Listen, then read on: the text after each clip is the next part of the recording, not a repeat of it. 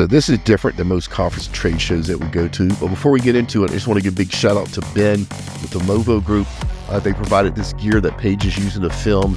They're also providing gear for our Young People's podcast. So a big shout out to them. Their gear is absolutely phenomenal. In fact, most of what you're getting ready to watch and see, we recorded on their gear. But interesting twists. We had CES reach out to us, the Consumer Electronics Show. They reached out to us not because of our oil and gas audiences, but because of the size of our global audiences. We hit some type of threshold. They have some type of tool they use. They sent us an invite, a couple of press passes.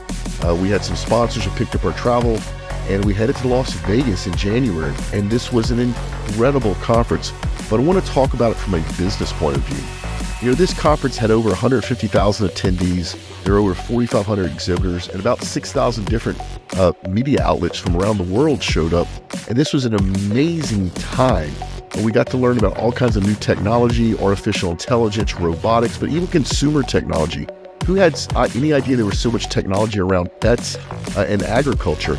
But the bigger thing is, if you think about what has happened, we have now expanded outside of our traditional oil and gas advertising audience. And now we're having other industry verticals, such as the electronics vertical, luxury vertical, automotive vertical, reach out to us and want to work with OGGN. Why? Because we've taken the time to produce quality content on a regular basis, and we've grown our audiences to the point where they're enormous and they're large.